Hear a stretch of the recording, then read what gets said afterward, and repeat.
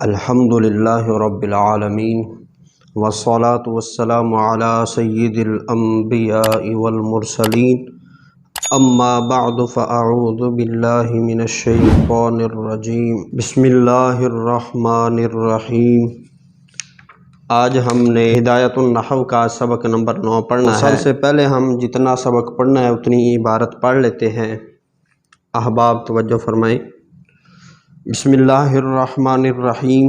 وحد الفعل کلمۃ تدل علی معنی فی نفسها دلالۃ مقترنۃ بزمان ذلک المعنی کضرب یضرب اضرب، وعلامتہ ان یصح الاخبار به لا عنہ، ودخول قد والسین وسوف، والجزم والتصریف الى الماضی والمضارع، وکونہ امرا او نہیا، واتصال الضمائر البارزۃ المرفوعۃ نحو ضربت، وتاء التانیث الساکنۃ نحو ضربت، ونون التاکید فإن كل هذه خواص الفعل، ومعنى الإخبار به أن يكون محكوما به، ويسمى فعلا باسم أصله وهو المصدر، لأن المصدر هو فعل الفاعل حقيقة۔ یہاں تک ہم نے عبارت پڑھ لی ہے، تو یہاں تک عبارت کے اندر صاحب کتاب نے تقریباً 3 چیزیں بیان فرمائی ہیں۔ نمبر 1، فعل کی تعریف کو ذکر کیا ہے۔ دوسرے نمبر پر فعل کی علامتیں بیان کی ہیں، اور تیسرے نمبر پر فعل کو فعل کہنے کی وجہ کیا ہے اس کو بیان فرمایا ہے۔ عبارت پڑھتے ہیں، ساتھ ساتھ ترجمہ بھی ہو جائے گا اور انشاءاللہ وضاحت بھی ہو جائے گی۔ فرماتے ہیں وحد الفعل، اور فعل کی تعریف۔ حد تعریف کے معنی میں، وحد الفعل اور فعل کی تعریف۔ کلمۃ، فرماتے ہیں کہ ایسا کلمہ تدل علی معنی فی نفسها، تدل جو دلالت کرے۔ نحو کا قانون ہے کہ نکرہ ہو اس کے بعد فعل آ رہا ہو، یعنی پورا جملہ آ رہا ہو، تو وہاں پر ترکیب جو ہے وہ موصوف صفت والی ہوتی ہے۔ تو کلمۃ نکرہ ہے، یہاں پر یہ موصوف ہے ترکیب کے اندر، اور آگے پورا جملہ جو ہے یہ اس کی صفت واقع ہوتا ہے۔ فرماتے ہیں ایسا کلمہ تدل جو دلالت کرے علی معنی اس معنی پر فی نفسها جو اس کلمے کے اندر موجود ہے۔ کلمے میں نفس کلمہ کے اندر پائے جانے والے معنی پر جو دلالت کرے، یعنی کلمہ اپنے معنی پر دلالت کرے، اور دلالتاً ایسی دلالت ہو مقترنتم جو ملی ہوئی ہو بزمان ذالک المعنی اس معنی کے زمانے کے ساتھ۔ یہ دلالتاً جو ہے یہ مفعول مطلق بنے گا تدل فعل سے، ٹھیک ہے؟ تو آگے سارے موصوف صفت وغیرہ بن کر یہ مفعول مطلق بن جائے گا۔ تو فرماتے ہیں کہ فعل ایسا کلمہ ہے جو بذات ہی، ذاتی طور پر خود بخود اپنے معنی پر دلالت کرے، اور ایسی دلالت ہو کہ وہ ملی ہوئی ہو اس معنی کے زمانے کے ساتھ۔ یہ ترجمہ ہو گیا اوپر سے۔ اس کا مفہوم آپ سمجھ لیں، دوبارہ سمجھ لیں آپ اس کا مفہوم۔ ویسے پہلے جب وجہ حصر بیان کی ہے تو وہاں پر یہ ساری چیز بیان کر دی گئی ہے، لیکن مفہوم دوبارہ سمجھ لیں کہ فعل وہ کلمہ ہے جو اپنے معنی پر خود دلالت کرے، یعنی اس کلمے کے اندر جو معنی پایا جا رہا ہے تو اس میں وہ کسی کا محتاج نہیں ہوگا، دلالت کرنے میں کسی دوسرے کلمے کا محتاج نہیں ہوگا۔ فعل وہ کلمہ ہے جو اپنے معنی پر خود دلالت کرے، اور وہ معنی کسی زمانے کے ساتھ ملا ہوا ہو، یعنی اس معنی کے اندر کوئی نہ کوئی زمانہ پایا جا رہا ہو۔ تو یہ فعل کہلاتے کا ضربا۔ صاحب کتاب مثال دیتے ہیں جیسے کہ ضربا۔ اب لفظ ضربا ہے ضربا، اس کی جو دلالت ہے ضرب، یہ ضربا فعل ماضی ہے، یہ اپنے ضرب مصدر سے بنا ہے، تو اس کی جو دلالت ہے اپنے معنی پر، یعنی مارنا اس کا معنی ہوتا ہے، ضرب کا جو معنی ہے نا وہ ہے مارنا۔ اب ضربا فعل جو ہے، صیغہ جو ہے، یہ کلمہ جو ہے، اس کی جو دلالت ہے وہ جو مصدری معنی ہے نا مارنا، اس پر بھی ہو رہی ہے، اور وہ جو مارنے کا فعل ہے، مارنے کا جو معنی ہے اس کے اندر، وہ زمانے کے ساتھ ملا ہوا ہے۔ ضربا، مارا اس ایک مرد نے، وہ زمانہ کون سا ہے؟ گزشتہ زمانہ ہے، ماضی والا زمانہ ہے۔ یعنی ضربا یہ اپنے معنی پر دلالت بھی کر رہا ہے، اور وہ معنی جو ہے وہ زمانے سے ملا ہوا ہے، یعنی مارا، کب مارا؟ یہ جو مارا ہے نا، مارا ماضی کے ساتھ ملا ہوا ہے۔ تو ضربا کی جو دلالت ہے وہ اپنے معنی پر بھی ہے، اور وہ اس معنی کے اندر زمانہ بھی پایا جا رہا ہے، اس معنی کے ساتھ زمانہ بھی ملا ہوا ہے۔ دوسری مثال صاحب کتاب دیتے ہیں یضربو، مارتا ہے یا مارے گا وہ ایک مرد۔ اب اس کے اندر حال و استقبال والا معنی پایا جا رہا ہے، لفظ کی دلالت اپنے معنی پر بھی ہے، ٹھیک ہے۔ اسی طرح اضرب، یہ بھی جو ہے اپنے معنی پر دلالت بھی کر رہا ہے، اور اس کی دلالت زمانہ مستقبل پر ہے، تو اس کے اندر زمانہ بھی پایا جا رہا ہے اور اپنے معنی پر دلالت بھی ہے۔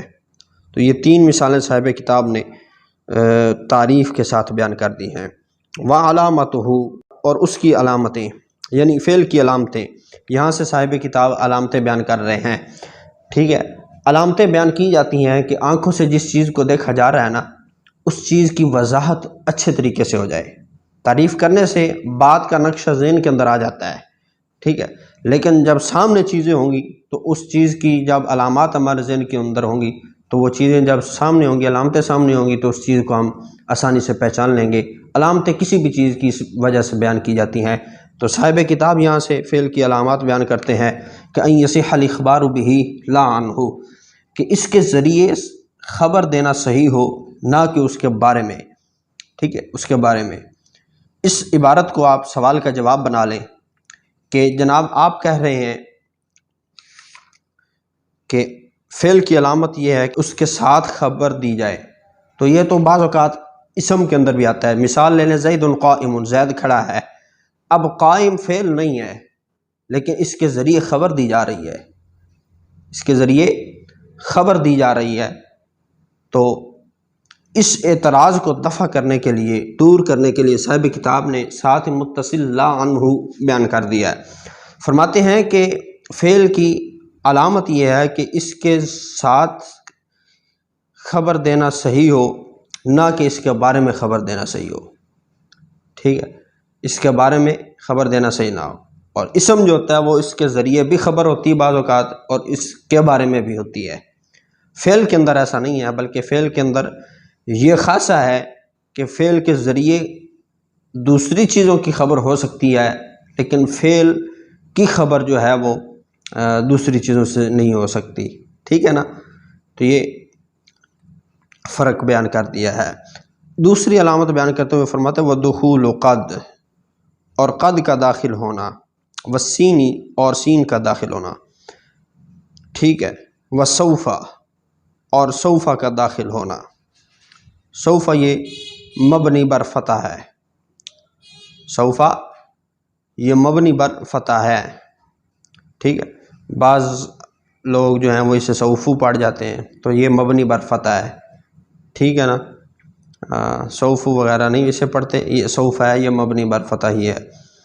تو فرماتے ہیں قد کا داخل ہونا بھی جو ہے وہ علامت ہے فعل کی، اور سین کا داخل ہونا اور سوف کا داخل ہونا بھی فعل کی علامت ہے۔ قد کا داخل ہونا فعل کی علامت کیسے ہے کہ قد جو ہے وہ زمانہ قریب کے ساتھ فعل کو خاص کر دیتا ہے، ٹھیک ہے، قد جو ہے زمانہ قریب کے ساتھ کر دیتا ہے، تو قریب کے زمانے کے ساتھ کرنا گویا کہ اس کے اندر زمانہ پایا جا رہا ہے، تو یہ فعل ہی کی خاصیت ہے، اور سین جو ہے اور سوفا یہ بھی فعل کی علامتوں میں سے ہیں۔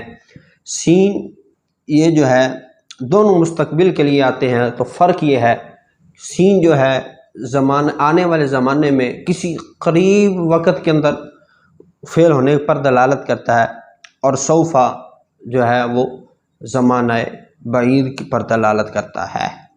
ٹھیک ہو گیا۔ آگے والجزم، یہاں پر دو احتمالات ہیں، والجزمی بھی پڑھ سکتے ہیں، والجزم بھی پڑھ سکتے ہیں۔ ٹھیک ہے، والجزمی پڑھیں گے تو دخول قد سے تعلق بن جائے گا، اس کا عطف قد پر چلا جائے گا، یعنی قد کا داخل ہونا، سین کا داخل ہونا، سوفا کا داخل ہونا اور جزم کا داخل ہونا۔ اس پر دوسرا احتمال یہ بھی ہے کہ والجزم اس کو الگ بنا دیں کہ جزم بھی فعل کی علامت ہے۔ کیوں الگ کیوں بنائیں گے، اس کا احتمال کیوں پیدا ہوتا ہے؟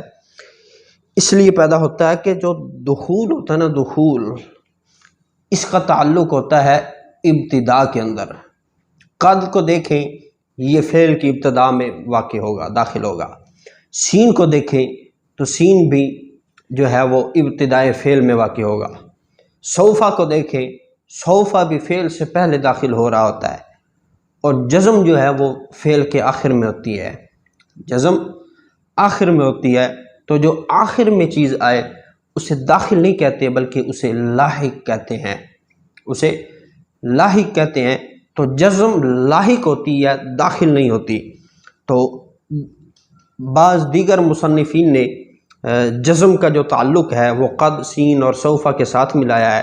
دوسرا احتمال بھی یہاں پر موجود ہے، اور وہ بھی واضح احتمال ہے۔ آگے فرماتے ہیں وَالتصریف الی الماضی والمضارع، اور فعل کی جو علامات ہیں ان میں سے ایک علامت یہ ہے کہ لفظ کا ماضی اور مضارع کی طرف پھرنا، یعنی ماضی کے صیغے ہوں یا مضارع کے صیغے ہوں، ٹھیک ہے، ماضی مضارع ہونا یہ بھی فعل کی علامت ہے، ماضی کا ہونا یہ بھی علامت ہے اور مضارع کا ہونا یہ بھی علامت ہے۔ فرماتے ہیں کون ہو، اور اس کا امر ہونا یا نہیں ہونا، یعنی امر پر مشتمل ہو یا نہیں پر مشتمل ہو، یہ دونوں جو ہیں یہ فعل کی علامتیں ہیں۔ کیوں؟ امر بھی زمانے کے ساتھ خاص ہے اور نہیں بھی زمانے کے ساتھ خاص ہے۔ کیسے؟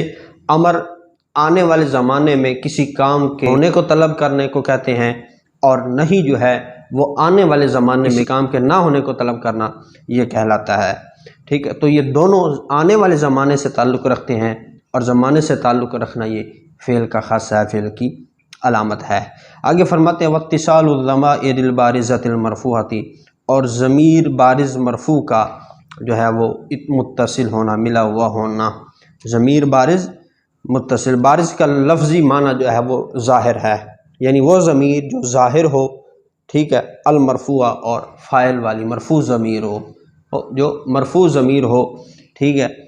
تو یہاں پر یہ بطور اصطلاح آیا ہے، تو ہم بارز کا معنی یہاں پر ظاہر نہیں کریں گے، بلکہ یہ کہیں گے کہ ضمیر بارز مرفوع کا ملا ہوا ہونا یہ بھی جو ہے وہ فعل کی علامت ہے۔ نحو ضربت، جیسے کہ ضربت، اس میں تا ضمیر جو ہے یہ ضمیر بارز ہے، ظاہر ہے، مرفوع بھی ہے، تا ضمیر فاعل واقع ہو رہی ہے، ٹھیک ہے، مرفوع ہے، مرفوعات میں سے، ٹھیک ہے۔